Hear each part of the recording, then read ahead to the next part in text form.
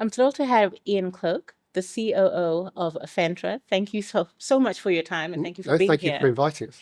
I'd just like to start off with following your acquisition of assets in Angola's Block 305 and Mhm. 305A, what key milestones are you targeting for production growth? And how do you plan to maximize the value of the mature fields to ensure that there's long-term profitability and sustainability? I think the key thing, Block 305 and 305A is three deals that we've been working on: Senegal, INA, and Azul Energy, which brought us up to 30%.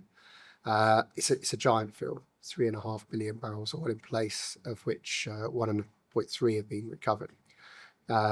Key thing is, how do you manage the capital expenditure, because there is a wealth of projects.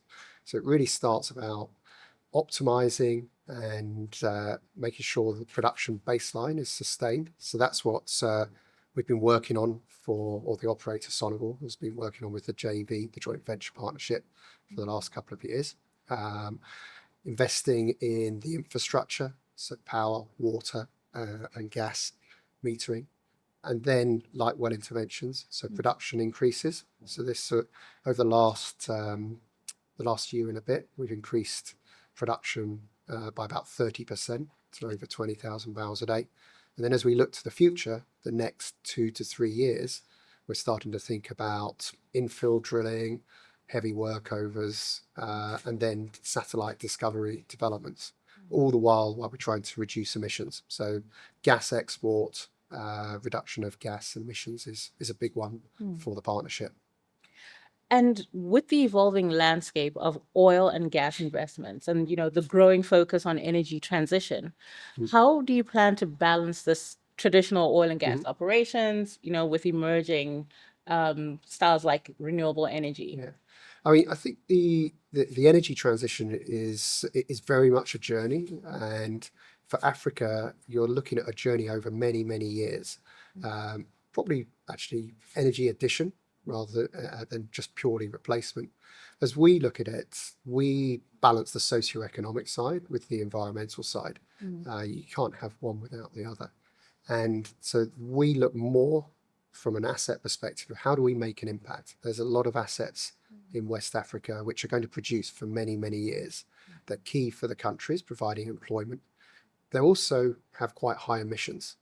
So when we look at assets, we look at how do we maintain the production, increase it, but at the same time reduce emissions. So that's one of the targets on 305 with Senegal, is it does flare quite a lot, so that greenhouse emissions profile is quite high. But with proper reduction, it can go to zero flaring. So we look at the assets rather than investing purely in renewables, is about how do we invest in the assets, how do we reduce the emissions as these assets produce for another 20 odd years. Yeah.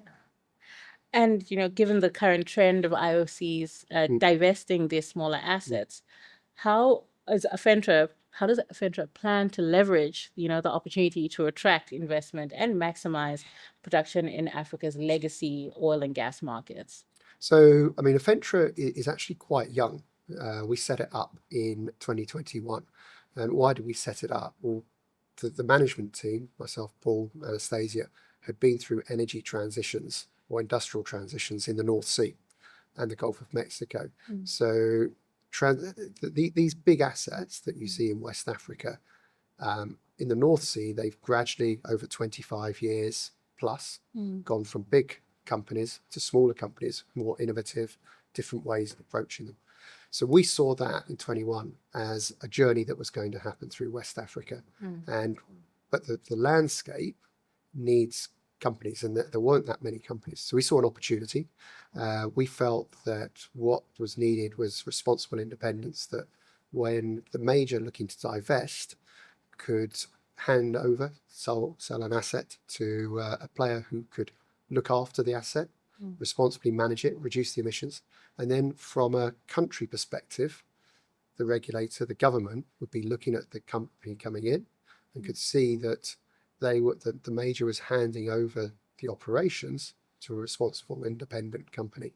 So that's sort of the opportunity that we saw.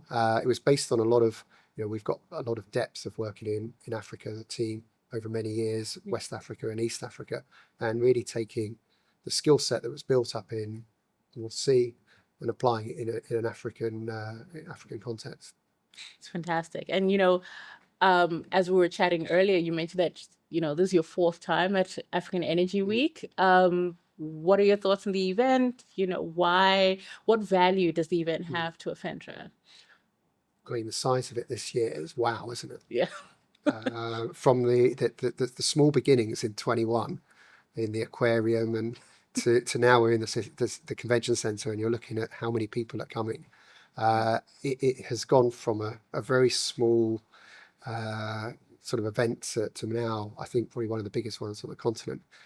It brings everybody here now, not only our host countries. So yesterday met with the Angolans, whether it's AMPG or Senegal, our partners, partners up in Angola, other potential partners or regulators, ministers in West Africa.